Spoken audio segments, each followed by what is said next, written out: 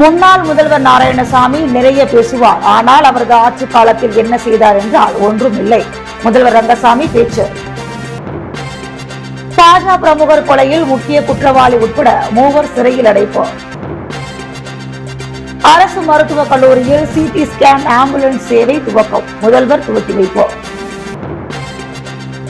புதுச்சேரியில் 2வது கிளையாக ஸ்ரீகுமரன் தங்க மாளிகை நேரு வீதியில் முதல்வரால் திறந்து வைப்பு.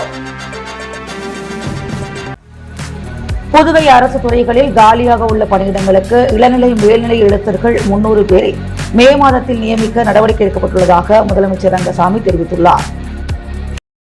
புதுவை அரசு புதிய திட்டங்களை செயல்படுத்தி வருகிறது. சாலை உள்ளிட்ட உள்கட்டமைப்புகளும் மேம்படுத்தப்பட்டுள்ளன. நடப்பாண்டில் ரூபாய் 13,500 கோடி நிதிநிலை அறிக்கையுடன் சட்டப்பேரவை கூட்டத்தின் போது மக்களுக்கான புதிய திட்டங்களை அறிவுறுத்துள்ளோம். அதற்கான நிதி குறித்து அதிகாரிகள் கேள்வி எழுப்பினாலும் சாமர்த்தியமாக செயல்படுத்தி வருகின்றோம். மக்களுக்கு புதிய வரி ஏதும் விதிக்காமலேயே திட்டங்களை செயல்படுத்துகிறோம். ஆனால் எதிர்க்கட்சியினர், குறிப்பாக முன்னாள் முதல்வர், திட்டங்கள் அறிவிக்கப்படுகிறது, செயல்படுத்தப்படவில்லை என கூறுகிறார். அவர் பொறாமையால் கூறுகிறார். கடந்த காங்கிரஸ் ஆட்சியில் தற்போதைய உள்துறை அமைச்சர் நமச்சிவாயம் அமைச்சராக இருந்தார். அவரால் நலத்திட்டங்களுக்கு போதிய நிதியை பெற முடியவில்லை. அரசு துறைகளில் காலி பணியிடங்களை நிரப்ப முடியவில்லை. ஆனால் தற்போது காவல், கல்வித்துறை உள்ளிட்டவற்றில் 5,000 பேர் வரை பணியமர்த்தப்பட்டுள்ளனர். ஆகவே தற்போது அரசு அறிவித்த திட்டங்கள் ஏதேனும் ஒன்றை செயல்படுத்தாமல் உள்ளது என சொல்ல முடியுமா? முன்னாள் முதல்வர் நாராயணசாமி நிறைய பேசுவார், ஆனால் அவரது ஆட்சி காலத்தில் என்ன செய்தார் என்றால் ஒன்றும் இல்லை என்பதே பதிலாக இருக்கிறது. செயற்பொறியாளர், உதவி பொறியாளர் பணியிடங்கள் நிரப்பப்பட உள்ளன.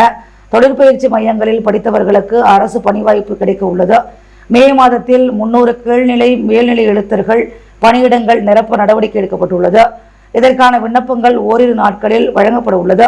மத்திய அரசு மாநில அரசுக்கு நிதி வழங்கி உதவி வருகிறது என்றார். விழாவில் ரூபாய் 5.73 கோடியில் 8,123 மாணவர்களுக்கு மிதிவண்டிகளும், ரூபாய் 4.12 கோடியில் 1,22,236 பேருக்கு போர்வை மற்றும் காலணிகளும் வழங்கப்பட்டன.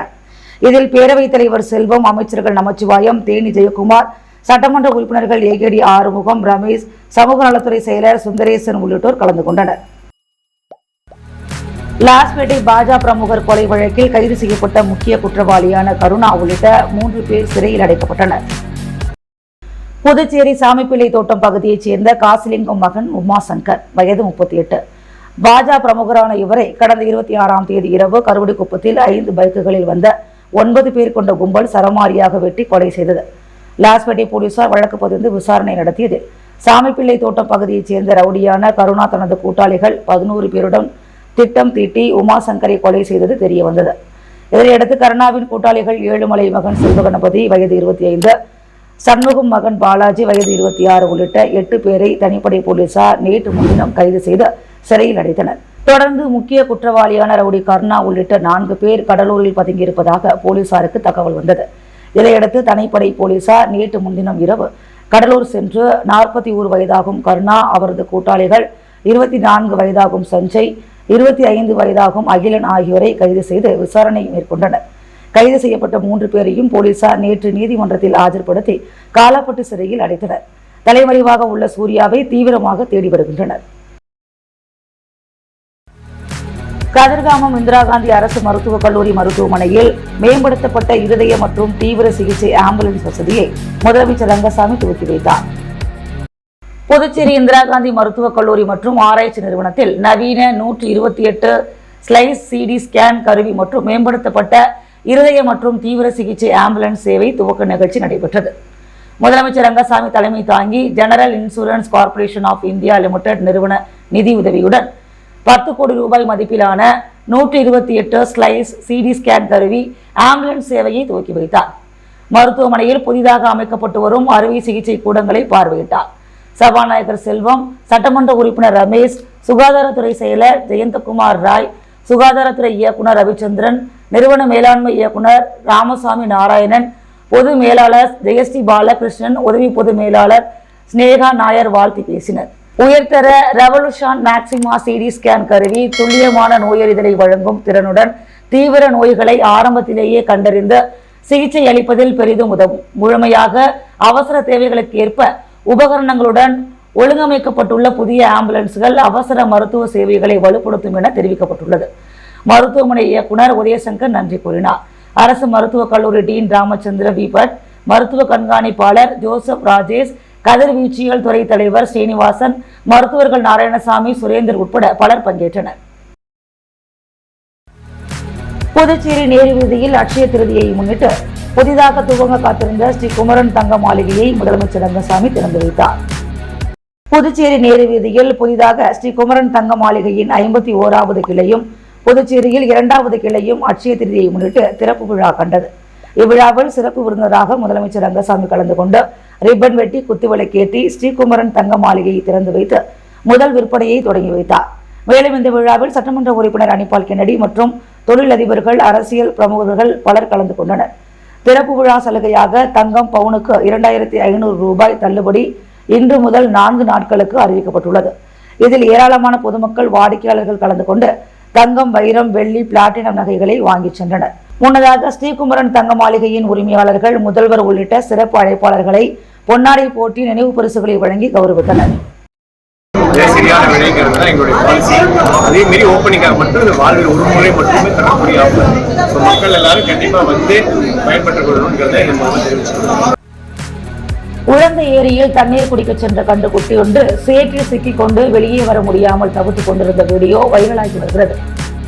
புதுச்சேரியில் வெயிலின் தாக்கம் அதிகரித்து வருவதால் நீர்நிலைகள் வறண்டு வருகின்றன. இந்நிலையில் உழந்தை ஏரியில் தண்ணீர் குடிக்க சென்ற கண்டுகுட்டி ஒன்று நேற்று சேற்றில் சிக்கிக் கொண்டு வெளியே வர முடியாமல் தவித்துக் கொண்டிருந்தது. அப்போது சென்ற 2 இளைஞர்கள் பிராணிகள் நல ஆர்வலர் அசோக் ராஜுக்கு தகவல் தெரிவித்து அவரது உதவியுடன் 1 மணி நேர போராட்டத்திற்கு பின்பு கண்டுகுட்டியை மீட்டு கரைக்கு கொண்டு வந்தனர். பின் கண்டுகுட்டி மேய்ந்த மாட்டு மந்தையை நோக்கி ஓடியது. இந்த வீடியோ வலைதளத்தில் வைரலாகி வருகிறது.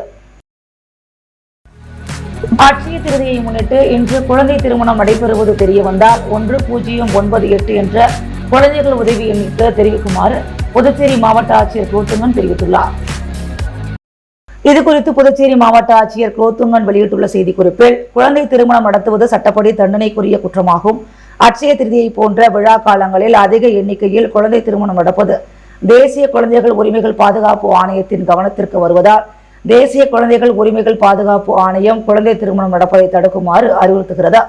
18 வயதிற்கு மேற்பட்ட ஆணாக இருந்து குழந்தை திருமணத்தை ஒப்பந்தம் செய்வது, எந்த ஒரு குழந்தை திருமணத்தையும் நடத்துபவர், இயக்குபவர் அல்லது தூண்டுபவர், பெற்றோர் அல்லது பாதுகாவலர் அல்லது சட்டப்பூர்வமான அல்லது சட்டவிரோதமான வேறு எந்த நபரும் திருமணத்தை ஊக்குவிக்கும் எந்த ஒரு செயலையும் செய்பவர் அல்லது அதை நடத்த அனுமதிப்பவர் அல்லது குழந்தை திருமணத்தில் கலந்து கொள்வது அல்லது பங்கேற்பது உட்பட அதை நடத்துவதை தடுக்க தவறினால் குழந்தை திருமண தடுப்பு சட்டம் 2006 பிரிவு 9, 10, 11 கீழ் 2 ஆண்டுகள் வரை கடுமையான சிறை தண்டனை விதிக்கப்படும். மேலும் 1 லட்சம் ரூபாய் வரை அபராதம் விதிக்கப்படும். ஆகையால் இன்று 30ஆம் தேதி அட்சய திருதியை முன்னிட்டு குழந்தை திருமணம் நடைபெறுவது தெரிய வந்தால் 1098 என்ற குழந்தைகள் உதவி எண்ணிற்கு தெரிவிக்குமாறு கேட்டுக் கொள்ளப்படுகிறார்கள் என்று அவர் கூறியுள்ளார். சுகாதார உதவியாளர்கள், சுகாதார ஆய்வாளர்கள் மற்றும் தொழில்நுட்ப உதவியாளர்கள் பங்கு பெற்ற மலேரியா விழிப்புணர்வு இருசக்கர வாகன பேரணி நடைபெற்றது. தற்போது புதுவையானது உலக சுகாதார நிறுவனத்தின் அறிவுறுத்தலின்படி இந்திய அரசின் இலக்கின்படி மலேரியா இல்லாத புதுவை என்ற இலக்கை எட்டும் நிலையில் உள்ளது.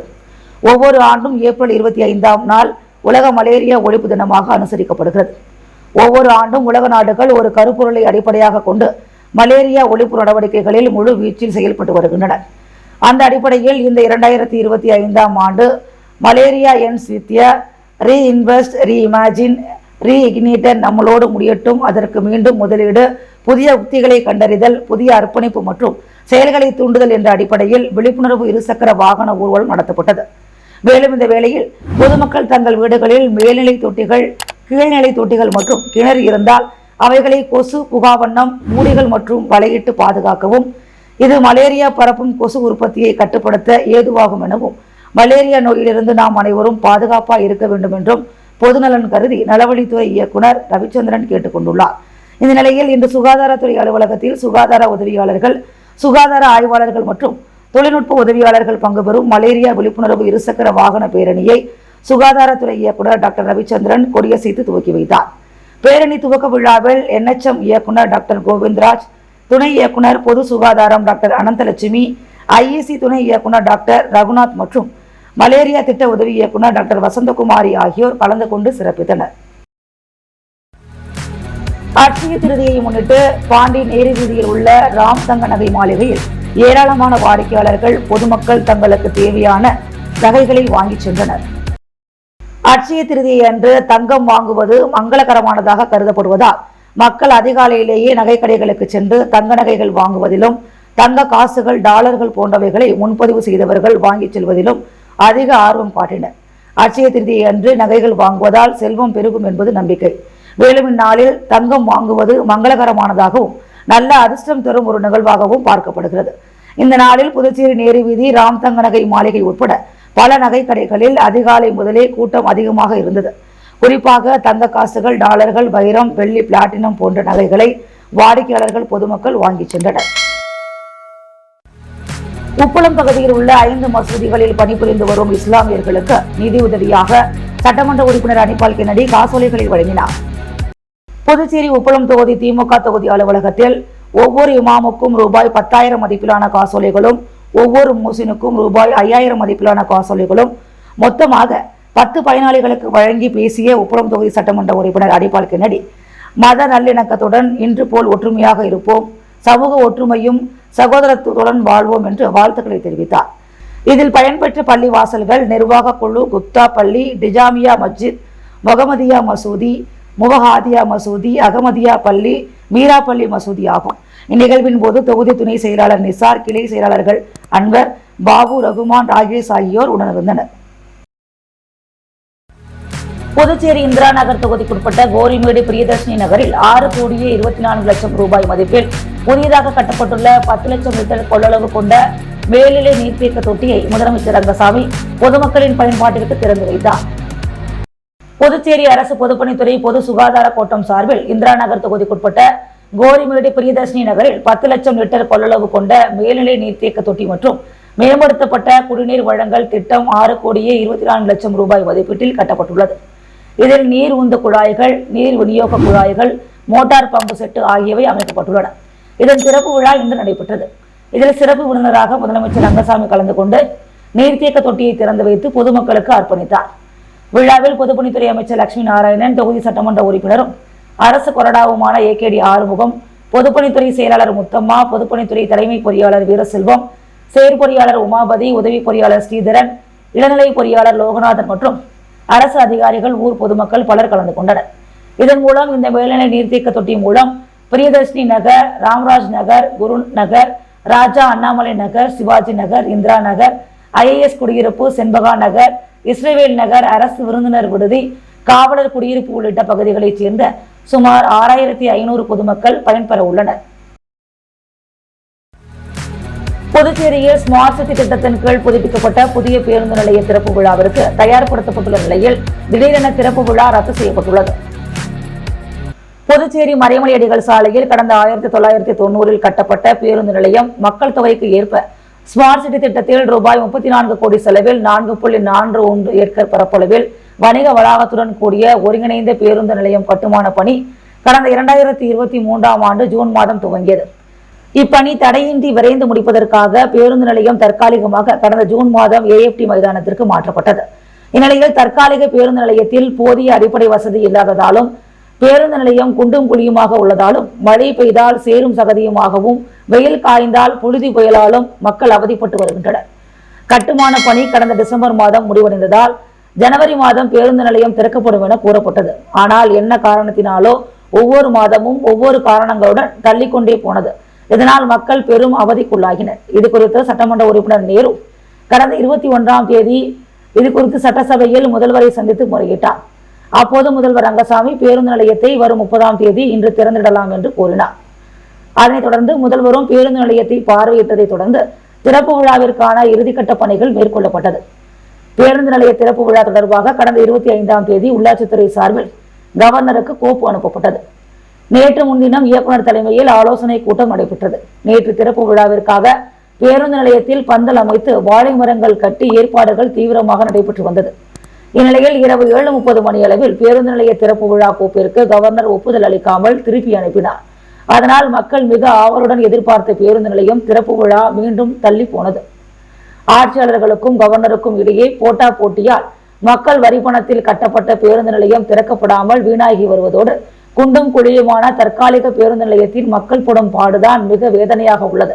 முதல்வருக்கும் கவர்னருக்கும் இடையே நீர்பூத்த நெருப்பாக இருந்த கருத்து வேறுபாடு பேருந்து நிலையம் திறப்பு விழா ஒத்திவைப்பு மூலம் வெட்ட வெளிச்சமாகி உள்ளது.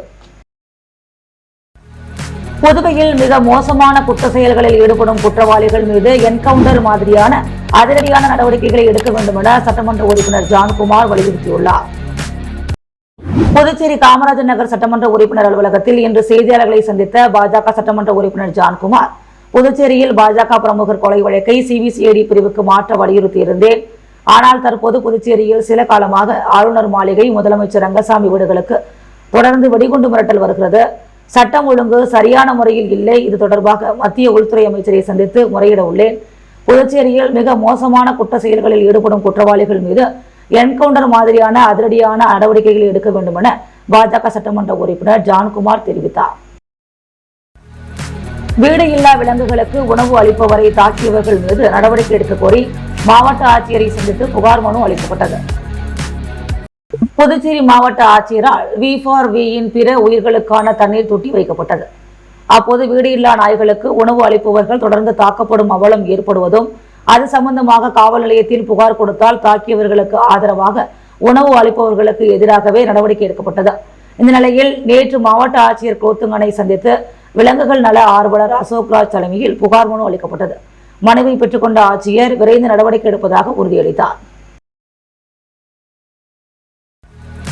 உழைக்கும் தோழர்கள் ஒன்று கூடி புதுவையில் மூடப்பட்ட பஞ்சாலைகளை திறக்க இந்த மே தினத்தில் சபதம் ஏற்போம் என மக்கள் முன்னேற்ற கழக சேர்மன் RL வெங்கட்ராமன் மே தின வாழ்த்து தெரிவித்துள்ளார். புதுச்சேரி மக்கள் முன்னேற்ற கழக சேர்மன் RL வெங்கட்ராமன் வெளியிட்டுள்ள மே தின வாழ்த்து செய்தியில், உலகத்தில் உழைக்கும் தொழிலாளர்கள் வர்க்கம் என்று ஒன்றும் இல்லை என்றால் உலகமே இல்லை என கூறலாம். உலகத்தில் பல முதலாளிகளை உருவாக்கியது இந்த உழைக்கும் தொழிலாளர்கள் வர்க்கம்தான் என்பதை யாராலும் மறைக்கவோ மறுக்கவோ முடியாது.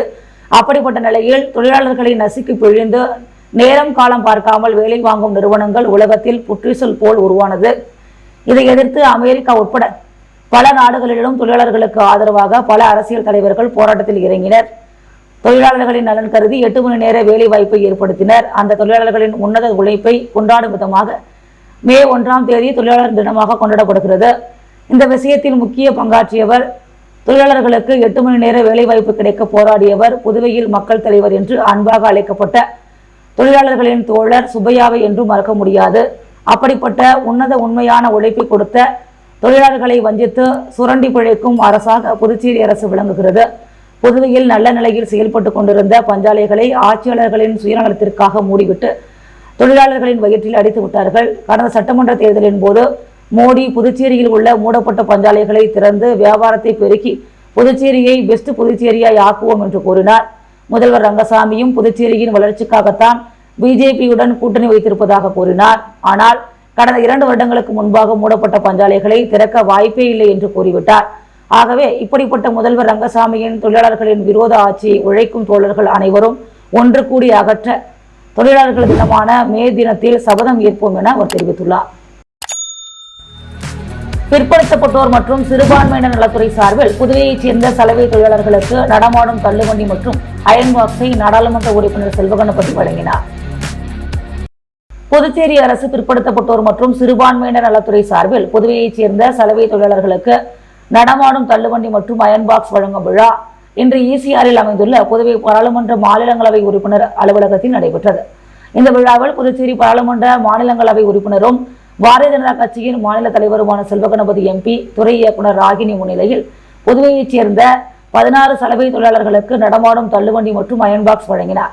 இவ்விழாவில் புதுச்சேரி அரசு பிற்படுத்தப்பட்டோர் மற்றும் சிறுபான்மையினர் நலத்துறை அதிகாரிகள், சலவையாளர்கள், அலுவலக ஊழியர்கள் மற்றும் ஊர் பொதுமக்கள் திரளாக கலந்து கொண்டனர்.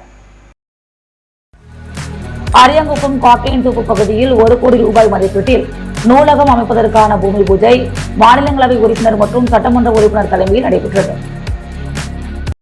புதுச்சேரி அரியாங்குப்பம் கொம்யூன் வீராமட்னம் சாலை காக்கையன்தோப்பு பகுதியில் பாராளுமன்ற மாநிலங்களவை உறுப்பினர் தொகுதி மேம்பாட்டு நிதியிலிருந்து 97,53,730 ரூபாய் மதிப்பீட்டில் அரசு நூலகம் கட்டுவதற்கான பூமி பூஜை இன்று நடைபெற்றது. இதில் பாராளுமன்ற மாநிலங்களவை உறுப்பினர் செல்வகணபதி, தொகுதி சட்டமன்ற உறுப்பினர் பாஸ்கர் என்கின்ற தட்சிணாமூர்த்தி ஆகியோர் கலந்து கொண்டு பூமி பூஜை செய்து பணியை தொடங்கி வைத்தனர். நிகழ்ச்சியில் கொம்யூன் பஞ்சாயத்து ஆணையர் ரமேஷ், உதவி பொறியாளர் நாகராஜன், இளநிலை பொறியாளர் சுரேஷ் மற்றும் பலர் கலந்து கொண்டனர். வீராம்பட்டினம் MS சுப்புலட்சுமி நகரில் சாலை அமைக்கும் பணி சட்டமன்ற உறுப்பினர் பாஸ்கர் தலைமையில் நடைபெற்றது. அரியாங்குப்பம் கொம்யூன் வீராம்பட்டினம் MS சுப்புலட்சுமி நகரில் 4,81,000 ரூபாய் மதிப்பீட்டில் சாலை அமைக்கும் பணியினை சட்டமன்ற உறுப்பினர் பாஸ்கர் என்கின்ற தட்சிணாமூர்த்தி தலைமையில் பூமி பூஜை செய்து பணிகள் துவங்கப்பட்டது. இந்நிகழ்ச்சியில் கொம்யூன் பஞ்சாயத்து ஆணையர் ரமேஷ், உதவி பொறியாளர் நாகராஜன், இளநிலை பொறியாளர் சுரேஷ் மற்றும் NR காங்கிரஸ் கட்சி நிர்வாகிகள், பொதுமக்கள் பலர் உடனிருந்தனர். முத்து கோல்ட் ஹவுஸ் வழங்கும் தங்கம் மற்றும் வெள்ளி விலை நிலவரம். தங்கம் 1 கிராம் 8,980 ரூபாய், வெள்ளி 1 கிராம் 108 ரூபாய். முன்னாள் முதல்வர் நாராயணசாமி நிறைய பேசுவார், ஆனால் அவரது ஆட்சி காலத்தில் என்ன செய்தார் என்றால் ஒன்றும் இல்லை. முதல்வர் ரங்கசாமி பேச்சு. பாஜக பிரமுகர் கொலையில் முக்கிய குற்றவாளி உட்பட 3 சிறையில் அடைப்பு. அரசு மருத்துவக் கல்லூரியில் CT ஸ்கேன் ஆம்புலன்ஸ் சேவை துவக்கம், முதல்வர் துவக்கி வைப்பு. புதுச்சேரியில் 2வது கிளையாக ஸ்ரீகுமரன் தங்க மாளிகை நேரு வீதியில் முதல்வரால் திறந்து வைப்பு. கோரிமேட்டில் 6,24,00,000 ரூபாய் மதிப்பீட்டில் மேல்நிலை நீர்த்தேக்க தொட்டி, முதல்வர் திறந்து வைப்பு. நிர்வாக சிக்கல் காரணமாக புதுச்சேரியின் புதிய பேருந்து நிலையம் திறப்பதில் தாமதம்.